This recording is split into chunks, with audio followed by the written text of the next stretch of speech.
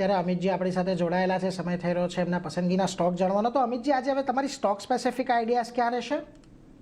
Definitely આજના દિવસમાં બે આપણા રિકમેન્ડેશન રહેશે. સૌથી પહેલા તો જે હિસાબથી મેં જણાવ્યું કે અહીંયાથી બેન્કિંગ ફ્રન્ટ પર એક સારું બાઇંગ આવતા જોવા મળશે, તેમાં એક યુનિયન બેંકમાં લોંગની પોઝિશન ક્રિએટ કરવાની સલાહ રહેશે.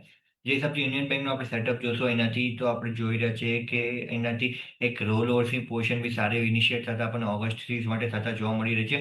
સાથે સાથે જ આપણે જોશું તો લોઅર લેવલ્સથી આપણે જોઈએ તો એક સારો બેઝ બનાવીને કાઉન્ટર છેલ્લા 5 મહિનાનો એક એનાથી કન્સોલિડેશન બ્રેકઆઉટ બી આવતા પણ જોવા મળે છે. 180 નો એક બ્રેકઆઉટ લેવલ છે આ કાઉન્ટરમાં, એના ઉપર આપણે જોઈએ સારો ટ્રેડ કરતા અને સ્ટેબિલિટી જોવા મળી રહી છે.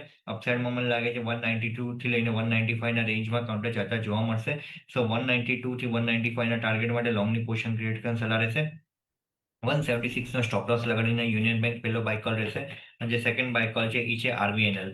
આરબીએનએલમાં બી આપણે જોઈએ એનાથી તો એક સારો લોઅર લેવલથી બાઇંગ રીઇનિશિએટ થતા પણ જોવા મળે છે.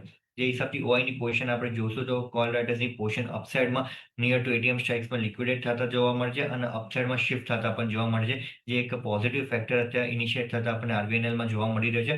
સો રિસ્ક રિવોર્ડ ફેવરેબલ ઝોનમાં છે આરબીએનએલમાં.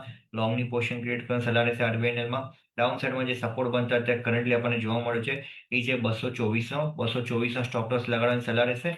અપસાઇડમાં જે હિસાબથી આપણે જોઈએ તો 245 ના ટાર્ગેટ માટે લોંગની પોઝિશન ક્રિએટ કરવી જોઈએ.